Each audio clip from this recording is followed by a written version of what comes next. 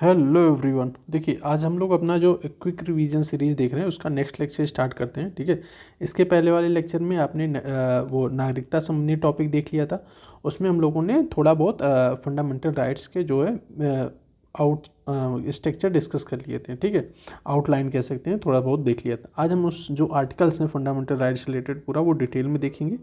चलिए स्टार्ट करते हैं। कह रहा है कि मूल अधिकार और संवैधानिक प्रावधान। ठीक है, आपको पता है कि देखिए फंडामेंटल राइट्स हो गए, डीपीएसपी हो गए और प्लस स्टार्टिंग की मतलब कि संविधान की विशेषताएं, राज्य संबंधी प्रावधान, नागरिकता, इन सब टॉपिक से थोड़ा सा लोगों को टफ पड़ता है। और बहुत सारे मतलब कि कह सकते हैं कि अगर 10 क्वेश्चन आ रहे हैं तो आपको 3-4 क्वेश्चन केवल इन्हीं 2-3 चैप्टरों से मिल जाएंगे। ठीक है, तो इन सब से बहुत क्वेश्चन आते हैं, तो थोड़ा सा आप लोग ध्यान से कई बार इसको देखिएगा। देखिए कह रहा है कि आर्टिकल 12 में क्या दिया गया है, क्योंकि देखिए 12 में कह रहे हैं कि राज्य शब्द को परिभाषित किया गया। ठीक है, किसको? आर्टिकल 12 में राज्य शब्द को परिभाषित किया गया, जिसमें सरकार, संसद, सरकार और राज्य की विधायिका, सभी स्थानीय प्राधिकरण अर्थात नगर पालिका, पंचायत, जिला बोर्ड, सुधार संस्थाओं आदि में सभी प्राधिकरण अर्थात वैधानिक और गैर वैधानिक प्राधिकरण जैसे LIC, ONGC, सेल आदि। देखिए इनडायरेक्टली ये समझिए कि सरकार से रिलेटेड या सरकार से जो थोड़ी बहुत भी चीज़ें लिंक हैं, जिस कंपनी का, संस्था का या प्राधिकरण का, वो सब राज्य के अंतर्गत शामिल कर ली जाती हैं। ठीक है, क्योंकि कई बार क्वेश्चन सीधे ये बन जाता है कि भाई निम्नलिखित में से फंडामेंटल राइट्स किसके विरुद्ध है। ठीक है, तो नगर पालिका के विरुद्ध, संसद के विरुद्ध, राज्य विधान के विरुद्ध। तो इसमें आपको ध्यान रखना कि राज्य के अंतर्गत आता कौन है, हैं? अब कह रहा है कि उच्चतम न्यायालय के अनुसार एक निजी निकाय या राज्य के एक उपकरण के रूप में काम करने वाली संस्थाएं। ठीक है, कि निजी निकाय और राज्य के एक उपकरण के रूप में काम करने वाली संस्थाएं अनुच्छेद 12 के अंतर्गत, राज्य की परिभाषा के अंतर्गत ये भी आएंगी। ठीक है, अनुच्छेद 13 क्या कह रहा है? ऐसी सभी विधियों जो कि मूल अधिकारों के साथ असंगत या उल्लंघन करती हैं शून्य हो जाएंगी। मतलब इन राज्य मतलब कि इन संस्थाओं द्वारा या जो हम लोगों ने इन ऊपर डिस्कस किया, इनके द्वारा कोई भी अगर विधि या कानून बनाया जाता है जो मूल अधिकारों के उल्लंघन करता है तो वो क्या होगी? शून्य हो जाती है। ठीक है, देखिए अब दो चीज़ें हैं। ठीक है, एक होता है, देखिए आप एक कॉन्सेप्ट है यहाँ पे समझ लीजिए कि एक सूर्य ग्रहण आपने सुना होगा। जैसे सूर्य ग्रहण क्या होता है कि भाई अगर कोई विधि होती है, ठीक है, कोई विधि हो रही है कि सूर्य ग्रहण क्या, आप देखेंगे जब सूर्य ग्रहण लगता है तो उसके ऊपर क्या होता है? सूर्य तो वहीं रहता है ना, उसके ऊपर मतलब कि बादल आ जाते हैं, चंद्रमा आ जाता है, कोई भी हो जाता है, तो कि वो छिप जाता है। ठीक है, तो इसमें यही है कि इसमें एक चीज़ कहती है कि जहाँ तक कोई कानून है, जहाँ तक वो मूल अधिकारों का उल्लंघन करेगा वहाँ तक उसको निरस्त माना जाता है। ठीक है, कि यहाँ तक मूल अधिकार मतलब कि ये हमारा मूल अधिकार है। ठीक है, ऐसे समझिए एग्जाम्पल के थ्रू, क्योंकि यहाँ से बहुत बार क्वेश्चन है, इसको देख लेते हैं। देखिए मान लीजिए कि ये कोई विधि बनाई गई है। ठीक है, ये कोई विधि बनाई गई, कानून है, और इस विधि का ये वाला पार्ट क्या है कि इसमें ऐसी बात की गई जो आपके फंडामेंटल राइट्स का उल्लंघन कर रही है। ठीक है, तो ये ऐसा नहीं है कि अगर उल्लंघन करे तो पूरी ये विधि या पूरी कानून कैंसिल कर दिया जाएगा, नहीं, बस ये पार्ट जो है जो फंडामेंटल राइट्स का उल्लंघन कर रहा है इसको निरस्त माना जाता है। ठीक है, विधि का पूरा उल्लंघन नहीं होता है, उस पार्ट का निरस्त माना जाएगा कि जो फंडामेंटल राइट्स का उल्लंघन कर रहा है। तो कई बार पूछ लेते हैं कि भाई पूरी विधि कैंसिल कर दी जाएगी या फंडामेंटल राइट जहाँ तक उल्लंघन हो रहा है, तो ध्यान रखना है बस वो पार्ट जो है निरस्त होगा जो फंडामेंटल राइट्स का वायलेशन कर रहा है। अब विधि होती क्या है? अब भाई विधि का उल्लंघन, विधि क्या है कि भाई विधि बना दिए तो उल्लंघन करेगा, क्या है विधि? तो समझिए पहले क्या है विधि। कह रहे हैं कि संसद या राज्य विधानसभाओं द्वारा बनाई गई स्थानीय विधियां, राष्ट्रपति या राज्य के राज्यपाल द्वारा जारी किए गए अध्यादेश। ठीक है, विधि के साथ इसमें देखिए कि अध्यादेश भी आता है। अगर राज्यपाल या राष्ट्रपति जो है कोई ऐसा अध्यादेश जारी कर सकते हैं जो फंडामेंटल का उल्लंघन करती है, फंडामेंटल राइट्स का, तो वो भी कैंसिल माना जाएगा।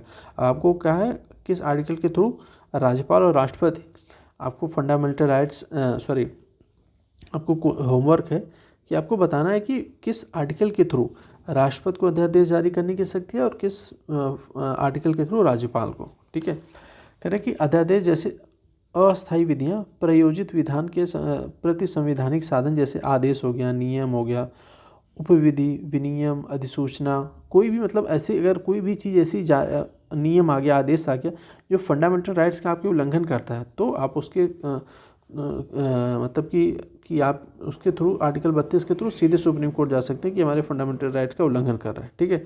और जो फंडामेंटल राइट्स का उल्लंघन कर रहा है उतनी टाइम तक उसको ये माना जाएगा कि कैंसिल मान लिया जाएगा, ठीक है। ये विधि के अंतर्गत फंडामेंटल राइट में सब आते हैं।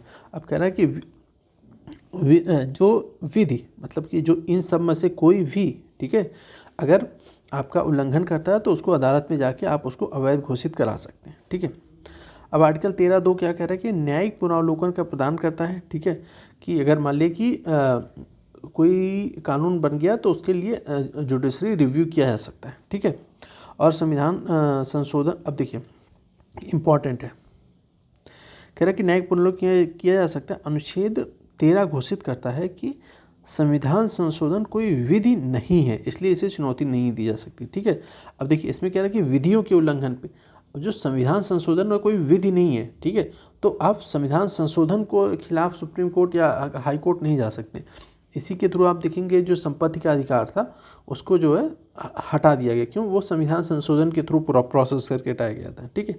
अब आपको बताना है, अभी पिछले ही लेक्चर में हम लोगों ने डिस्कस किया था कि कौन से संविधान संशोधन के थ्रू जो है संपत्ति के अधिकार को हटाया गया था। ये आपके लिए होमवर्क है, बताना है। अभी लास्ट लेक्चर में उन्होंने डिस्कस किया था।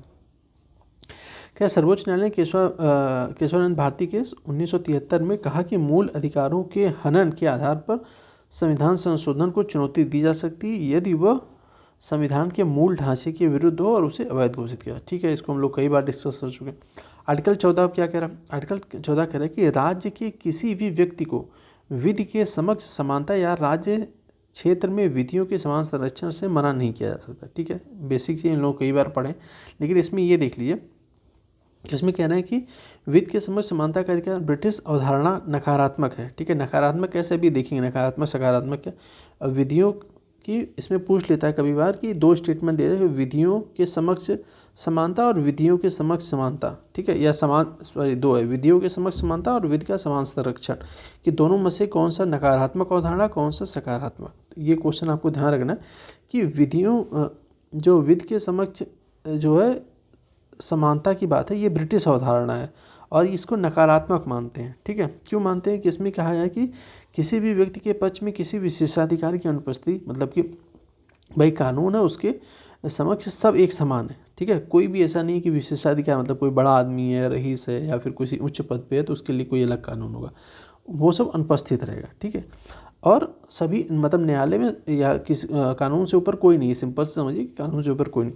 लेकिन विधियों का समान संरक्षण जो है अमेरिकी अवधारणा, इसमें ये बात की जाती है कि भाई जो जिस परिस्थिति में है उसके लिए उस हिसाब से कानून होने चाहिए, ठीक है। ये अमेरिकी अवधारणा मानी जाती है कि भाई कि समान परिस्थितियों के साथ समान व्यवहार, ये कहा जाता है, ठीक है। मान लीजिए कि कोई गरीब है, ठीक है, गरीब है तो गरीब के लिए थोड़ा सा आप उसको कुछ कानून या कुछ लॉ अलग बना सकते हैं, ठीक है। तो ये पॉजिटिव चीज़ें, क्योंकि अमीर और गरीब के लिए अगर आप सेम चीज़ें बनाएंगे, सेम, हाँ, कि भाई अगर मान लीजिए कि गरीब को भी कह देते हैं कि आप इस चीज़ पे आपको टैक्स देना है और अमीर को भी टैक्स देना है, या फिर अमीर कह सकते हैं कि भाई आपको जो है किसी चीज़ में अमीर को भी आरक्षण प्राप्त है और गरीब को भी आरक्षण समान, कहेंगे भाई विधि के समक्ष सभी समान है, तो ये क्या होगा, थोड़ा सा अन्याय होगा। तो ये माना जाता है कि जो जिस परिस्थिति में कि समान परिस्थिति में समान व्यवहार है, इसकी ये कॉन्सेप्ट है, ठीक है। अब देखिए एबी डायसी के अनुसार विधि के समक्ष समानता का विचार विधि के शासन, रूल ऑफ लॉ के सिद्धांत का मूल तत्व, ठीक है। अब विधि के समक्ष वही है कि जैसे कि अब इसके कुछ अपवाद हैं, विधि के समक्ष समानता के कुछ अपवाद हैं, जैसे भारत के राष्ट्रपति और राज्यपाल, विदेशी संप्रभु, राजनयिकों। अब जैसे क्या है कि सिंपल सी चीज़ है कि इसमें कुछ अपवाद भी हैं, ठीक है। अपवाद क्या, जैसे बहुत सारे राष्ट्रपति के अधिकार हैं, आप देखेंगे कि अगर अब बहुत सारे अपवाद क्या हैं, जैसे कि आप देखेंगे कोई भी चीज़ों के आप देखेंगे राष्ट्रपति को उनके कार्यकाल के टाइम जो है उनके ऊपर कोई भी फौजदारी या आपराधिक जो कानून होते हैं कोई भी उनके खिलाफ अगेंस्ट नहीं फाइल किया जा सकता है, ठीक है। राज्यपाल के साथ भी सेम मतलब क्राइटेरिया है, विशेषाधिकार है। और जैसे संप्रभु हैं या कह सकते हैं राजनयिक हैं, ठीक है। अब उनको बस मैक्सिमम ये कहा जा सकता है आप देश छोड़ के चले जाइए, उनके ऊपर कोई कानून मतलब कि कोई यहाँ पे बवाल होता है, कोई उनके ऊपर केस होता है तो वो फाइल नहीं किया जाता, तो ये उनके ऊपर क्या है विशेषाधिकार प्रदान किया गया। साथ में देखेंगे कि अब देखिए जैसे कि आर्टिकल 361 संसद और राज्य विधानमंडलों की कार्यवाही के प्रकाशन का संरक्षण। ठीक है, अब जैसे कि आप देखेंगे कि संसद या विधानसभा में क्या होता है, अगर कोई सांसद और वो जैसे अभिव्यक्ति स्वतंत्रता, भाई हम लोग के पास अभिव्यक्ति स्वतंत्रता है, लेकिन उसमें कुछ युक्त प्रतिबंध भी लगाया गया ना कि आप कहाँ पे क्या बोल सकते हैं क्या नहीं। लेकिन अगर सांसद और विधायक राज्य विधानमंडल या फिर संसद में कुछ बोल लें तो ये हो सकता है कि उनके खिलाफ वहाँ पे बोलने पे कार्रवाई नहीं हो सकती, जो आप बाहर बोलेंगे कार्रवाई हो सकती। क्यों? क्योंकि वहाँ पे एक अलग उनको विशेषाधिकार मिला है कि आप वहाँ पे वो कुछ भी बोल सकते हैं और पूरा उसका मैनेजमेंट जो है, हाँ, कौन प्रकाशित चीज़ें होंगी कौन नहीं होगा, वो उस विधानसभा अध्यक्ष द्वारा या लोकसभा अध्यक्ष द्वारा तय किया जा सकता है। ठीक है, और ऐसा नहीं कह सकते कि इन्होंने संसद में कुछ ऐसी बात बोली तो आप जो है न्यायालय में उनके खिलाफ केस फाइल कर सकते हैं। ऐसा आप नहीं कर सकते क्योंकि उनको संसद में स्वतंत्रता है बोलने की। ठीक है, तो कुछ विशेषाधिकार जैसे कि आर्टिकल 105 में संसदों के सदस्यों को संसदीय विशेषाधिकार, वही बात है, अब वही है 105 के थ्रू उनको राज्य विधायकों को क्या है राज्य विधानमंडल 194 के थ्रू। ठीक है, आर्टिकल ये ध्यान रखिएगा, क्वेश्चन बनते हैं आर्टिकल से। अब कह रहा है आर्टिकल 15 क्या है, कुछ आधारों पर विभेद, जैसे कि कुछ पे किस पे हम लोग विभेद कर सकते हैं किस पे नहीं। आर्टिकल 15 में ये डिस्कस किया, कह रहा है कि राज्य, ठीक है, यहाँ पे केवल शब्द बहुत ज़्यादा इंपॉर्टेंट है कि राज्य केवल धर्म, जाति, मूलवंश या लिंग या जन्मस्थान के आधार पर किसी भी नागरिक के साथ भेदभाव नहीं करेगा। बस इतने ही आधार पे बात की गई है अगर इनडायरेक्टली देखेंगे। ठीक है, कि केवल शब्द मतलब कि अगर धर्म के आधार पर, जाति, मूल स्थान, लिंग या जन्मस्थान के आधार पर कोई भेदभाव नहीं करेगा। ठीक है, तो इसी के आधार पर एक कॉन्सेप्ट बन जाता है, आपको उसमें कह सकते हैं भाई निवास स्थान के आधार पर, तो निवास स्थान के आधार पर भेदभाव किया जा सकता है। ठीक है, बस केवल धर्म, जाति, लिंग, मूल स्थान या जन्म स्थान इन सब के आधार पर नहीं, लेकिन निवास स्थान पे नहीं मेंशन है तो इसके आधार पर किया जा सकता है इनडायरेक्टली, ये समझिए। अब यह प्रावधान राज्य और निजी व्यक्तियों दोनों द्वारा भेदभाव पर रोक लगाती है। ठीक है, अब आर्टिकल 15(3) 16(4) में देश में आरक्षण कहा गया, अब इसी के थ्रू क्या है आरक्षण प्रदान किया गया। ठीक है, क्योंकि अगर आप देखेंगे तो सिंपल सी कह रहा है कि भाई किसी के आधार पर जात या लिंग इन सब के आधार पर नहीं किया जा सकता, लेकिन हमारे यहाँ जात के आधार पर आरक्षण दिया गया है, तो इसके कुछ अपवाद हैं, उसको भी हम देखते हैं। कह रहा है कि 15(3) के तहत विभेद से प्रतिषेध के इस सामान्य नियम में 4 अपवाद हैं। ठीक है, 4 अपवाद हैं जो राज्य को महिलाओं और बच्चों के लिए कोई विशेष प्रावधान करने की अनुमति देते हैं। 15(3) में 4 अपवाद है, उसमें दिया गया महिलाओं और बच्चों के से संबंधित अगर आप कुछ विशेषाधिकार या कुछ नया रूल बनाना चाहते हैं तो आप बना सकते हैं। राज्य सामाजिक और शैक्षिक रूप से पिछड़े वर्गों या अनुसूचित जाति, अनुसूचित जनजातियों की उन्नति के लिए प्रावधान कर सकता है। ठीक है, सिंपल सी चीज़ है कि जो हमारे समाज में पिछड़े लोग रह गए या पीछे रह गए, ठीक है, सामाजिक, आर्थिक, राजनीतिक किसी भी रूप से, अगर समाज में आपको सरकार का ये भी है ना कि भाई कल्याणकारी सबके लिए समान प्लेटफॉर्म समान स्तर पे लाना। ठीक है, अगर उसमें उन लोग के साथ कुछ विशेष सहूलियतें नहीं दी जाएंगी तो वो कैसे ऊपर आ पाएंगे या कैसे वो समानता स्थापित हो पाएगी समाज में, है? क्योंकि समानता जो स्थापित करनी है, सबको एक प्लेटफॉर्म पे अवसर देना, तो जो नीचे रह गए उनको पहले उठा के आपको यहाँ पे लानी पड़ेगी ना समानता समाज पे, तो कुछ प्रावधान तो बनाने पड़ेंगे। तो उसी अपवाद के थ्रू जो है 15(3) में उनको कुछ आरक्षण और जो प्रदान किए जाते हैं इसी के थ्रू। अब कह रहा है कि 15(4) के तहत राज्य सामाजिक और शैक्षिक रूप से पिछड़े वर्गों अनुसूचित जाति की उन्नति के कुछ बना सकते हैं कानून। ठीक है, अब वही आर्थिक रूप से कमजोर वर्गों की उन्नति के लिए भी इसमें बनाया गया। अभी देखिए इसमें कह रहा है कि आर्टिकल 15(6) में अपवाद 93 में 93 संविधान संशोधन अधिनियम में अधिनियमित केंद्रीय शैक्षणिक संस्थानों में प्रवेश, जैसे कि क्या हुआ कि भाई जैसे 2006 में किया गया संशोधन कि भाई जो IITs हैं, ठीक है, इसमें कुछ विशेष पिछड़े वर्गों के लिए कुछ सीटें रिजर्व कर दी गई। ठीक है, अब उसमें ये नहीं कह सकते कि आपको कि भाई नहीं सबको समानता का अधिकार है, इनको क्यों विशेषाधिकार दिया गया है इन सब पे, तो इनके लिए अपवाद के थ्रू इनको, क्योंकि इनको भी मुख्य धारा में शामिल करने के लिए इनके लिए 15(6) में संशोधन करके आरक्षण दिया गया। एक देखिए यहाँ से क्वेश्चन खूब आया था, अभी आए रहे हैं कि हाल के वर्षों में, कह रहे कि 15(6) और 16(6) के तहत 2019 के 103वें संविधान संशोधन अधिनियम द्वारा जोड़ा गया था। ठीक है, केंद्र सरकार ने 2019 में किस में, आपने सुना होगा EWS 10% जो आरक्षण दिया गया वो किस में संशोधन कर गया, तो 15(6) और 16(6) में संशोधन करके दिया गया। ठीक है, देखिए आर्टिकल 16 क्या कह रहा है। आर्टिकल 16 के तहत देखेंगे, राज्य के तहत किसी भी कार्यालय में रोजगार या नियुक्ति के मामले में सभी नागरिकों के लिए अवसर की समानता, ठीक है, यहाँ ये बात की गई। लेकिन केवल धर्म, जाति, संप्रदाय, लिंग, वंश, जन्मस्थान या निवास के आधार पर किसी भी रोजगार या कार्यालय में किसी भी नागरिक के साथ भेदभाव नहीं किया जा सकता, ठीक है, कि केवल इसके आधार पर भेदभाव नहीं किया। लेकिन आप देखेंगे लोक नियोजन, मतलब कि लोक नियोजन से संबंधित जो समानता की बात की जा रही है, लेकिन उसमें कुछ 4-5 अपवाद भी हैं, 4 अपवाद हैं, ठीक है। क्या है?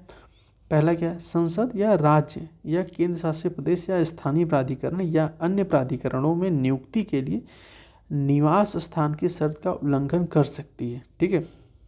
कि अब जैसे कि निवास स्थान, अभी हम लोगों ने ऊपर डिस्कस किया था निवास स्थान पे किया, जैसे कि ये कि कोई नया राज्य बना, जैसे आंध्र प्रदेश तेलंगाना का भी गठन हुआ था, या फिर उसमें तो नियुक्तियों के संबंधित वो ये प्रावधान लगा सकते हैं कि भाई इसमें वही नियुक्त किया जाएगा जिसका निवास स्थान जो है आंध्र प्रदेश या तेलंगाना में, या फिर कोई भी अपने राज्य को वरीयता दे सकता है निवास के आधार पर। इसमें ये बातचीत चल रही है, कही जा रही। क्या राज्य किसी भी पिछड़े वर्ग के पक्ष में नियुक्तियों या पदों के आरक्षण का प्रावधान कर सकता है, ठीक है, कर सकता है जिस राज्य सेवाओं में पर्याप्त रूप से प्रतिनिधित्व न हो, ठीक है। जैसे समानता भी लानी है, सबको एक समान स्तर पर प्लेटफॉर्म पर भी लाना है। तो क्या है कि कोई भी नियुक्ति, मान लीजिए कि सिंपल सी बात है कि आपने देखा होगा ना कि भाई कुछ नियुक्तियाँ निकलती है, उसमें कहते हैं हाँ ये नॉर्थ ईस्ट, इसमें ये इस राज्य को वरीयता दी जाएगी या इस राज्य को वरीयता, तो वो अपने राज्य को किसी भी सेवा में जिसका लगता है कि इस सेवा में उस राज्य के या उस वर्ग का प्रतिनिधित्व नहीं है ज़्यादा, तो उसमें वरीयता दी जा सकती है, ठीक है। कि ये तीसरा कहना है कि विधि के अनुरूप किसी संस्था, धार्मिक या संप्रदाय से संबंधित या इसके कार्यकारी परिषद के सदस्य की धार्मिक आधार पर व्यवस्था की जा सकती है, ठीक है। कि अगर ये भी है कि कोई भी मान लीजिए कि धार्मिक संस्थाएं, एक प्रकार समझिए, अगर वो कुछ लाते तो उस धर्म के वो कह सकते हैं कि भाई इस धर्म, हमारे ही धर्म के लोग इसमें होंगे, या जैसे कि कहीं समझ लिए कि वो कि कोई भी मान लीजिए नहीं, तो कि उसमें आप देखेंगे कि सेना में ही देख लीजिए, ठीक है, सेना में ही क्या होता, उसमें भी देखेंगे पंडित मौलवी फादर या फिर बुद्धिज्म जैनिज्म सबको फॉलो करने वाले लोग रहते हैं, तो ये उसमें लगाई जा सकती है कि भाई वो सेम धर्म का होगा या सेम संप्रदाय का होगा, तो ऐसे उसमें किया जा सकता है।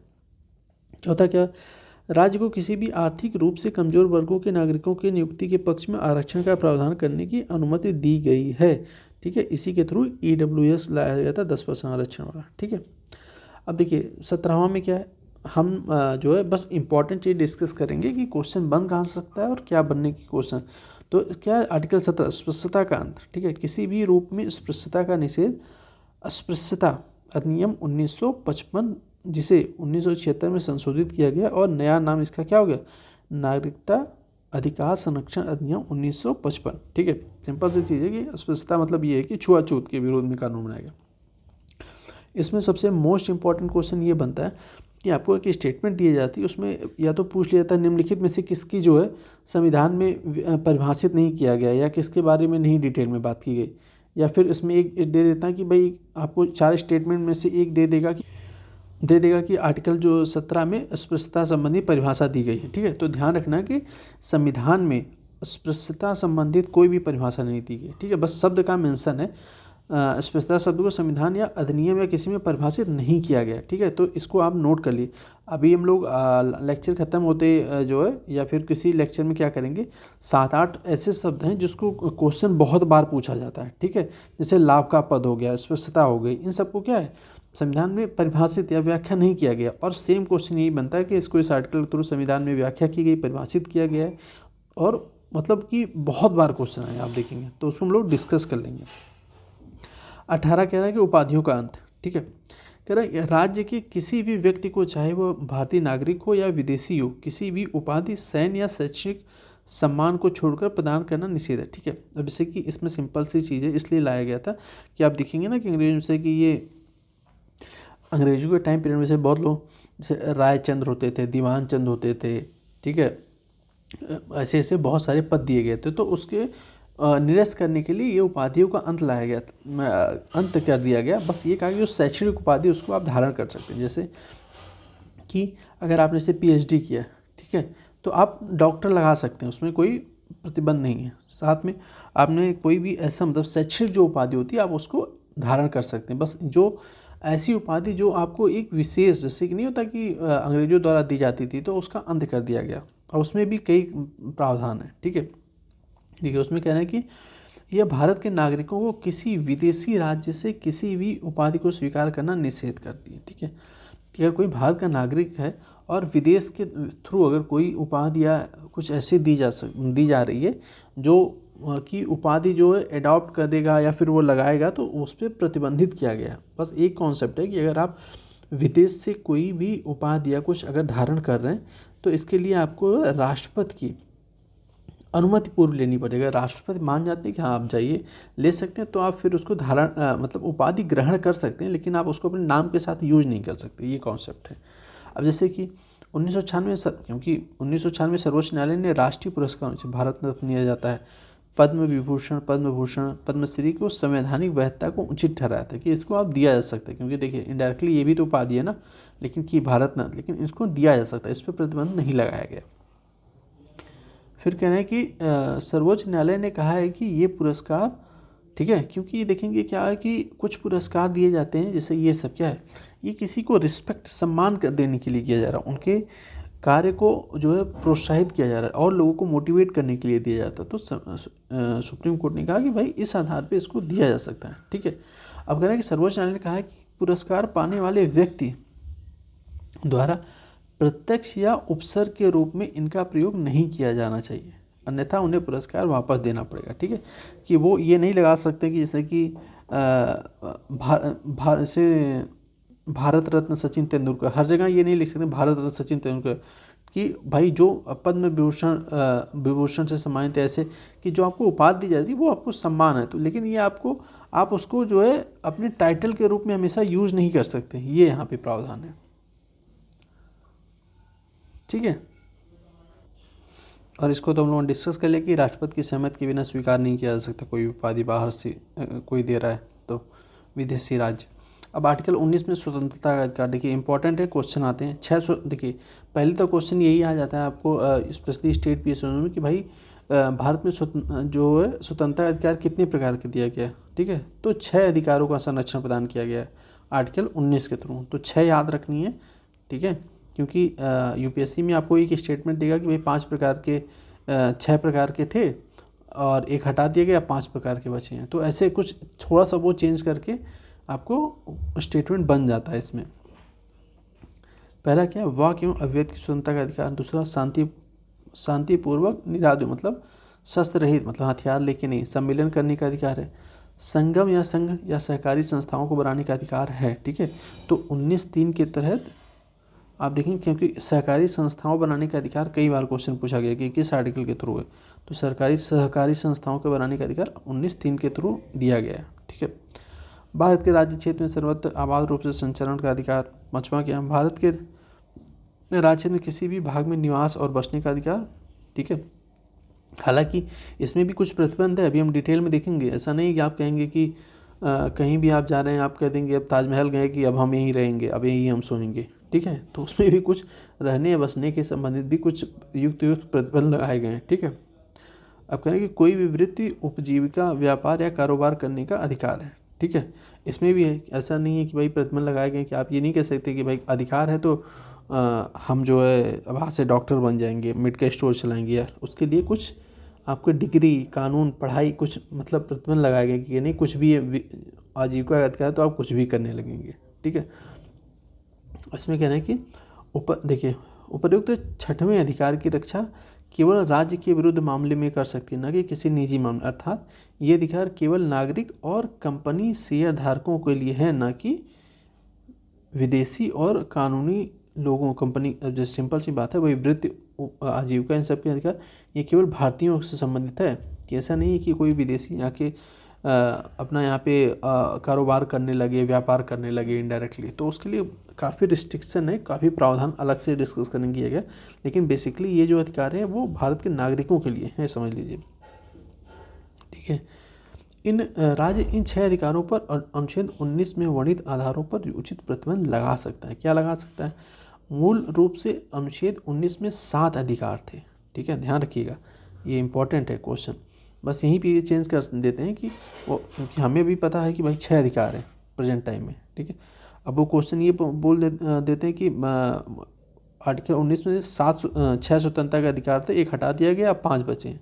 ठीक है, तो ध्यान रखना कि पहले 7 थे, एक 44वें संविधान संशोधन के थ्रू हटा दिया गया संपत्ति के अधिकार को। ठीक है, इसको कहाँ पे हटा के संपत्ति के अधिकार अनुच्छेद 19(1)(f) को हटा दिया गया था, और जो 300 में संवैधानिक अधिकार के रूप में संलग्न कर दिया गया। ठीक है, तो इसमें पूछ लिया जाता है संपत्ति का अधिकार क्या है, एक क्वेश्चन यहाँ से भी बनता है।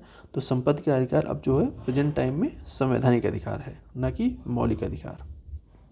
देखिए, वाक एवं अभिव्यक्ति की स्वतंत्रता, अब इसमें है कि वाक एवं अभिव्यक्ति जो स्वतंत्रता है वो निम्नलिखित है। क्या है वाक एवं अभिव्यक्ति स्वतंत्रता? देखिए, उच्चतम न्यायालय की स्वतंत्रता क्या है, जो है पहला क्या है, अपने विचारों के साथ साथ दूसरे के विचार को प्रसारित करने का अधिकार। प्रेस की स्वतंत्रता, ठीक है, ये पूछा जाता है प्रेस की स्वतंत्रता किसके आर्टिकल तो 19 में है। ठीक है, प्रेस की स्वतंत्रता। व्यवसाय विज्ञापनों की स्वतंत्रता है। फोन टैपिंग के विरुद्ध अधिकार है। प्रसारित करने का अधिकार, अर्थात सरकार का इलेक्ट्रॉनिक मीडिया पर एकाधिकार नहीं है। ठीक है, मतलब फ्री रहती है, स्वतंत्रता दी गई। राजनीतिक दल या संगठन द्वारा बंद का आयोजन करने का के विरुद्ध अधिकार है। सरकारी गतिविधियों के बारे में जानने का अधिकार है। शांति का अधिकार है। अखबार पर पूर्ण प्रतिबंध के विरुद्ध अधिकार है। प्रदर्शन विरोध का अधिकार है। लेकिन ठीक है, देखिए यहाँ से क्वेश्चन आया है इम्पोर्टेंट का एक लाइन कि भाई आपको प्रदर्शन और विरोध का अधिकार है, लेकिन हड़ताल करने का अधिकार नहीं है। ठीक है, ध्यान रखना है। आप जब PYQ देखेंगे तो इसमें बहुत बार यही पूछा जाता है कि हड़ताल करने का अधिकार नहीं दिया गया स्वतंत्रता में, ध्यान रखिएगा। अब कह रहे हैं कि 19(1) में वाक एवं अभिव्यक्ति की स्वतंत्रता पर राज्य प्रतिबंध लगा सकता है। जैसे किस पे आधार पे? वही भारत की संप्रभुता, एकता, अखंडता, राज्य की सुरक्षा, विदेशी राज्य के साथ मैत्रीपूर्ण संबंध, सार्वजनिक आदेश, शिष्टाचार, नैतिकता, इन सब के आधार पे क्या कर सकता है? युक्त मतलब आपको रिस्ट्रिक्टेड किया जा सकता है, प्रतिबंधित किया जा सकता है। अब क्या, शांतिपूर्ण सम्मेलन करने का अधिकार है, लेकिन आप उसमें हथियार प्रयोग नहीं कर सकते, हथियार नहीं ले जा सकते। कह रहे हैं कि बिना हथियारों के शांतिपूर्ण संगठित होने का अधिकार है। सार्वजनिक सभा, प्रदर्शन, जुलूस निकालने का अधिकार प्रदान किया गया। ठीक है, हड़ताल का नहीं प्रदान किया गया, हथियार लेके नहीं किया गया। ठीक है, और यह व्यवस्था हिंसा, अव्यवस्था या गलत संगठन या सार्वजनिक शांति भंग करने के लिए नहीं होनी चाहिए, नहीं तो इसमें प्रतिबंध लगा देती है सरकार। अब वही है कि भारत की संप्रभुता, एकता, अखंडता के विरुद्ध है ही। अब कह रहे हैं कि IPC की धारा 141 के तहत 5 या अधिक व्यक्तियों के संगठन गैर कानूनी हो सकते हैं यदि, ठीक है, आपने सोचा कि धारा 141 लग गई या धारा 144 लग गई। ठीक है, तो उसमें क्या है कि 5 या उससे अधिक व्यक्तियों के संगठन गैर कानूनी कब हो सकते हैं? किसी भी कानून या कानूनी प्रक्रिया को निष्पादन का विरोध कर रहे हो, किसी भी व्यक्ति की संपत्ति का बलपूर्वक अधिकार अगर कर रहे हो। ठीक है, और क्या कह रहे हैं कि भाई आपराधिक कार्य में चर्चा हो या वही है गैर कानूनी गतिविधियों में संलिप्त हो और सरकार के विरुद्ध हो, या ऐसे कुछ करके सरकार के इन द सेंस की ऐसा कुछ कर जो समाज में क्या नाम अफवाह फैला रही हो या फिर वैमनस्य को बढ़ावा दे रहे हो, तो ऐसी चीज़ों पर प्रतिबंध लगा सकती है। ठीक है, अब कह रहे हैं कि संगम या संघ बनाने का अधिकार है। ठीक है, सभी नागरिकों को संगम, संघ या सहकारी समितियों को गठित करने का अधिकार है। जैसे आप राजनीतिक दल बना सकते हैं, कोई कंपनी, फर्म, साझेदारी, ट्रेड यूनियन, ये सब आप बनाने का अधिकार आपके पास है। अब वही है कि इसमें कह रहा है कि भाई मतलब जो प्रतिबंध लगाया जा सकता है किस पे? वही संप्रभुता, एकता, अखंडता पर लगा सकती है। यूनियन जो है, ट्रेड यूनियन को उच्चतम न्यायालय ने क्या किया? मोल भाव, सौदेबाजी, इन सब का अधिकार जो है, तालाबंदी अधिकार, हड़ताल का अधिकार, इनके थ्रू क्या है, इनको ये नहीं कि डायरेक्ट कर सकते हैं, इसके थ्रू जो प्रोसेस कानून आपने देखो कि लेबर लॉ आते हैं। ठीक है, अभी हाल ही में लेबर लॉ संशोधन, तो उसके थ्रू वो जो उनको अधिकार दिए गए वो उनको वो फॉलो करना है। ठीक है, अब कह रहे हैं कि आभास संचरण का अधिकार, प्रत्येक नागरिक को आबाद रूप से समस्त भारत के संचरण करने का अधिकार दिया गया। एक राज्य से दूसरे राज्य कहीं भी वो जा सकते हैं। अब उचित प्रतिबंध कैसे लगाए जा सकते हैं? अगर कहीं पे आम जनता के हितों में क्या नाम है, जैसे कि आप देखेंगे कि बहुत सी जगह ट्राइब्स एरिया हैं, जैसे जनजाति क्षेत्र हैं, तो सरकार वहाँ पे आपको संचरण मतलब भ्रमण के लिए या जाने के लिए प्रतिबंध लगा सकती है। ठीक है, उसके नहीं कह सकते कि हमारे फंडामेंटल राइट का उल्लंघन हो रहा, आप सुप्रीम कोर्ट चले जाएँ, हाई कोर्ट चले जाएँ, तो वहाँ पे सरकार उचित प्रतिबंध लगा सकती है। या कोई कल्चरल हो कि बहुत ही वल्नरेबल ग्रुप वहाँ पे रह रहा है, कल्चरल सुरक्षा करनी है जनजाति की, तो प्रतिबंध लगा सकती है। ठीक है, यहाँ ध्यान रखना है, यहाँ पे एक चीज़ ध्यान रखनी है कि अगर आपको देश से बाहर घूमना है, विदेश में घूमने की स्वतंत्रता आर्टिकल 21 के थ्रू दी गई। ठीक है, अभी हम लोग देखेंगे उसमें एक केस आया था मेनका गांधी केस, तो उसके थ्रू इसमें विदेश में घूमने की स्वतंत्रता आर्टिकल 21 के थ्रू है। ठीक है, जीवन के राइट टू लाइफ में। अब भाई ये यूट्यूब प्रतिबंध लगा सकती है कैसे, देश के कई राजनीतिक, भाई अब जो हमने देखा कि जनजाति या सांस्कृतिक जो संरक्षण के क्षेत्र हैं उनमें आपको निवास करने या घूमने के लिए प्रतिबंधित लगाई जा सकती है। अब व्यापार या कारोबार संबंधित क्या है कि अगर देखेंगे कि इसमें किसी मतलब आप व्यापार कारोबार करने के लिए सरकार कुछ प्रतिबंध लगा सकती है या कुछ विशेष मान्यता या डिग्री की बात कर सकती है। जैसे आप फार्मेसी या डॉक्टर बनना चाहते तो उसके लिए आप MBBS या जो भी कोर्स होते हैं उसमें सरकार ये डिमांड कर सकती है, अगर आपके पास ये है तभी आप ये चीज़ें प्रैक्टिस कर सकते हैं। ठीक है, और प्लस जो और भी जैसे कि आप देखेंगे जो खतरनाक, जैसे कि ये परमाणु केंद्र हो गया या रक्षा संबंधित हथियार बनाने, इन सब पे कुछ लाइसेंस जारी कर सकती है या उसके लिए कुछ प्रतिबंध लगा सकती है सरकार। ठीक है, तो उसमें बहुत सी जगह जो रिस्ट्रिक्टेड बात की गई, आपको विशेष रूप से ध्यान रखना है। रिस्ट्रिक्टेड वाली जो पोर्शन होता है वहाँ से क्वेश्चन ज़्यादा आते हैं कि अच्छा इसमें प्रतिबंध लगाया, तो आपको प्रतिबंध पता होना चाहिए कि यहाँ पे ये है, यानी कि खुला छूट है। देखिए आर्टिकल 20 में क्या कहा गया, आर्टिकल 20 में कहा गया कि अपराध के लिए दोष सिद्धि के संबंध में संरक्षण। आर्टिकल 20 में किसी भी अभियुक्त या दोषी करार व्यक्ति को, चाहे वह नागरिक हो या विदेशी हो, ठीक है, कानूनी व्यक्ति या मतलब कंपनी कुछ भी हो, विरुद्ध क्या मनमाने या अतिरिक्त सजा का संरक्षण प्रदान करता है। सिंपल सी चीज़ है कि इसमें ये कहा गया है कि कोई भी जो अपराध करता है, जस्ट टाइम उसने अपराध किया है, ठीक है, उसी टाइम उससे रिलेटेड मान लिया कि किसी ने कुछ भी मान लिया कि चोरी की है, ठीक है, तो उस टाइम जिस समय उसने चोरी की है तो उस टाइम चोरी की क्या सज़ा होनी चाहिए थी या क्या जुर्माना होना चाहिए था, उसके ऊपर वही जो है कानून इम्प्लीमेंट होगा। ये नहीं है कि आप चोरी की और अगले दिन या 2-4 दिन बाद एक कोई नया कानून बन गया और उसमें कड़ा प्रावधान कर दिया गया, तो फिर वो कड़ा प्रावधान उसके ऊपर लागू नहीं होगा। उसके ऊपर जिस टाइम उसने कार्य किया है उस टाइम जो कानून था वही, उसी के अनुसार उसको सज़ा मिलेगी। ठीक है, ये प्रावधान कहा गया है। और एक ही कानून के लिए वही किसी व्यक्ति को किसी एक ही अपराध के लिए एक से अधिक बार क्या दंडित या मतलब 2 बार नहीं दिया जा सकता एक ही चीज़ के लिए सज़ा। तो किसी भी अपराध के लिए अभियुक्त को किसी भी व्यक्ति को खुद के विरुद्ध गवाह बनाने के लिए विवश नहीं किया जा सकता कि भाई वो खुद गवाही दे, इसके लिए विवश नहीं किया जा सकता।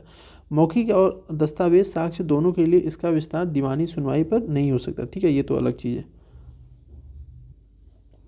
कि भाई आपराधिक प्रकृति की ना हो और उसमें दीवानी कानून सब पे, इससे बस मेन कुछ नहीं आता कि उसको खुद के विरुद्ध गवाह नहीं बनाया जा सकता।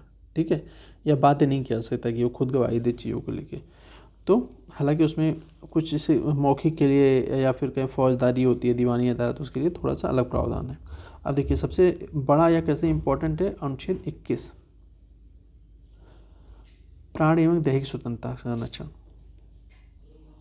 देखिए आर्टिकल जो 21 है ना, प्राण एवं दैहिक स्वतंत्रता, इतना विस्तार है, इतना बड़ा है कि इसको क्या कहा जाता है, इसको वकीलों का स्वर्ग भी कहा जाता है। ठीक है, क्यों? क्योंकि हर चीज़ आपके प्राण एवं दैहिक चीज़ से लिंक हो जाती है, तो इसमें वकील जो लोग वकीलों का स्वर्ग कहा जाता है। किसी भी व्यक्ति को उसके प्राण एवं दैहिक स्वतंत्रता से विधि द्वारा स्थापित प्रक्रिया के अनुसार वंचित किया जा सकता है, अन्यथा नहीं। कि जो कानून है उसी के अनुसार कह रहे कि कार्यपालिका के विरुद्ध संरक्षण प्रदान करता है, यह मनमानी कार्रवाई के खिलाफ सुरक्षा प्रदान करता है, न कि विधानमंडल प्रक्रिया के दौरान। ठीक है, अगर कोई मनमानी कार्रवाई नहीं कर सकते, लॉ के थ्रू ही आपको इसमें कुछ चीज़ें करनी है, तो लॉ के थ्रू ही।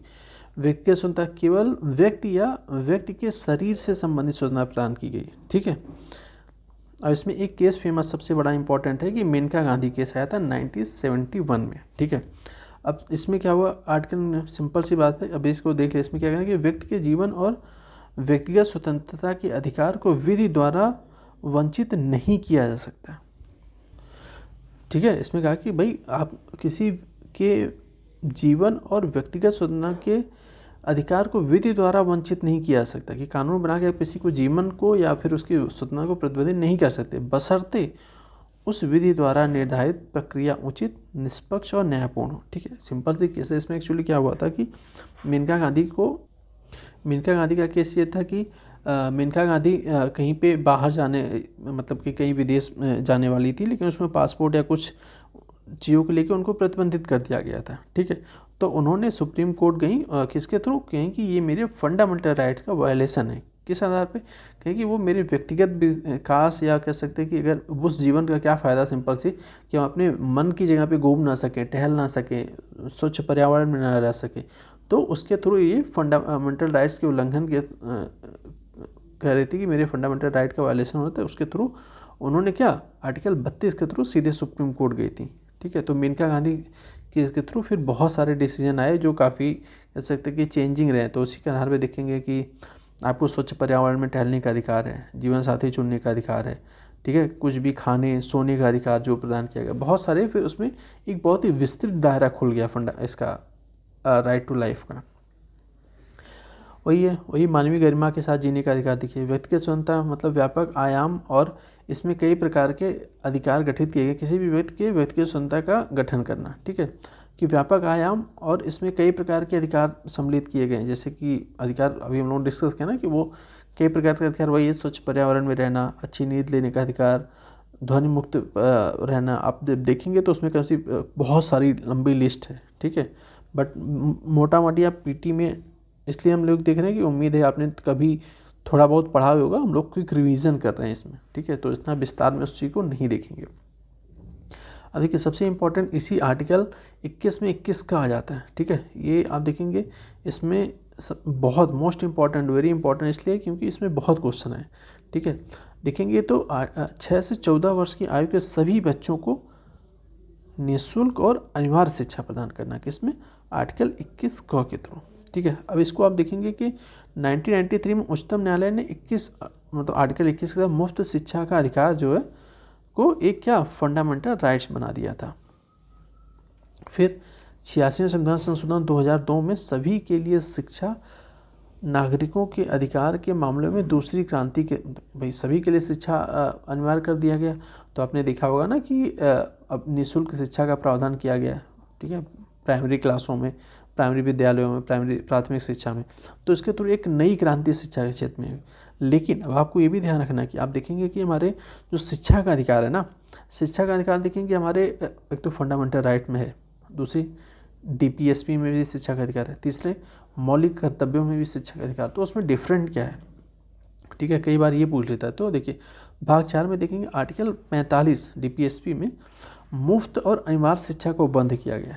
ठीक है, जबकि यहाँ पे क्या है, यहाँ पे निःशुल्क और अनिवार्य शिक्षा का 6 से 14 वर्ष, यहाँ पे एज बताइए 6 से 14 वर्ष की आयु के बच्चों की बात की गई, फंडामेंटल राइट्स। यहाँ पे कह रहा है कि भाई मुफ्त और अनिवार्य शिक्षा का प्रावधान किया गया। 6 वर्ष से कम आयु के बच्चों के लिए प्राथमिक बाल्यावस्था की देखभाल, मतलब एक तो वहाँ पे 6 से 14 वर्ष, DPSP में 6 वर्ष से कम आयु की बात की जा रही है। ठीक है, भारत अब फिर 51 का मतलब मौलिक कर्तव्य में क्या कह रहा है कि भारत के प्रत्येक नागरिक का कर्तव्य होगा कि 6 से 14 वर्ष तक के बच्चे मतलब अपने बच्चे को शिक्षा का अवसर प्रदान करे। ठीक है, इसमें ये बात करें। साथ ही में अगर आप यहाँ के कोई बच्चा अगर काम कर रहा रह रहा है तो उसके लिए भी ये है कि आपका ये कर्तव्य बनता है कि उसकी आप शिक्षा का प्रावधान करें, इसमें ये बात है। अब देखिए, आर्टिकल 22 कुछ दशाओं में गिरफ्तारी और निरोध से संरक्षण की। आर्टिकल 22 कहता है किसी भी व्यक्ति को गिरफ्तारी एवं निरोध से सुरक्षा प्रदान करता है। जैसे गिरफ्तारी का उसको कारण जानने का अधिकार है, अपने वकील से परामर्श करने का अधिकार कि भाई किस लिए गिरफ्तार किया जा रहा है, और वकील से वो परामर्श करने का उसका अधिकार दिया गया। अब 22(1) में क्या है कि अगर आपने गिरफ्तार कर लिया तो उसको 24 घंटे के अंदर, ठीक है, इसमें यात्रा क्या है कि यात्रा के समय को मिलाकर 24 घंटे के अंदर आपको मजिस्ट्रेट के सामने उपस्थित करना होगा। अगर वो दोषी है तो ठीक है, नहीं तो आपको 24 घंटे के बाद रिहा करना होगा, इसमें ये। अब कह रहे हैं कि 22(2) में अनुच्छेद 22 के तहत दूसरे दंड विषय कानून के तहत हिरासत में लिए गए व्यक्ति के अधिकार का वर्णन किया गया। जैसे यह सुरक्षा नागरिकों के साथ साथ क्या है, विदेशी नागरिकों को भी उपलब्ध है। ध्यान रखना है कि विदेशी भी नागरिक को भी ये अधिकार उपलब्ध है, दिए गए। ठीक है, जब तक सलाहकार बोर्ड विस्तृत या उचित कारण न बताए तब तक किसी भी व्यक्ति को हिरासत 3 महीने से अधिक नहीं बढ़ाई जा सकती है। इसके लिए एक बोर्ड गठन होगा कि अगर किसी की हिरासत जो है 3 महीने से ज़्यादा बढ़ानी है तो उसके लिए बोर्ड जब तक उचित या फिर ये वो सेटिस्फाई ना करे कि इसलिए इसको और ज़्यादा गिरफ्तार या और ज़्यादा इसको संरक्षण में रखने की जरूरत है, तब तक आप 3 महीने से ज़्यादा किसी को गिरफ्तार नहीं कर सकते। ठीक है, आर्टिकल 22 में क्या है, संसद को भी यह निर्धारित करने का अधिकृत करता है कि किन परिस्थितियों में किन, जाहिर सी बात है संसद को ये अधिकार है कि वो इससे संबंधी कानून बना सकती है। सिंपल सी ये समझिए कि संसद को इसमें अधिकार है, जाहिर सी संसद को सभी चीज़ों से रिलेटेड अधिकार है कि वो किस में प्रतिबंध लगाना है, कौन सा पढ़ाना है, किस टाइम पीरियड क्या करना है, तो उसमें कर सकती है। तो ये जो आप देखेंगे ना कि एक बार क्या हुआ कि 44वें संविधान संशोधन को जो ये 3 महीने वाली बात है ना, इसको संशोधित करके जो है 2 माह की अवधि घटा के की गई थी। 3 महीने से मतलब कि आप जो निरोध की अवधि को 3 माह से घटाकर 2 माह की व्यवस्था की गई थी। ठीक है, क्वेश्चन यहाँ से बन जाता, लेकिन जो 3 माह की व्यवस्था की गई ना, वो आज तक उसको लागू ही नहीं किया गया। ठीक है, अभी तक प्रभावी नहीं हो, तो अभी प्रेजेंट टाइम में भी 3 माह वाला वो कॉन्सेप्ट चला आ रहा है। तो यहाँ पे ध्यान रखिएगा, यहाँ से क्वेश्चन आ जाते हैं। अब कह रहा है कि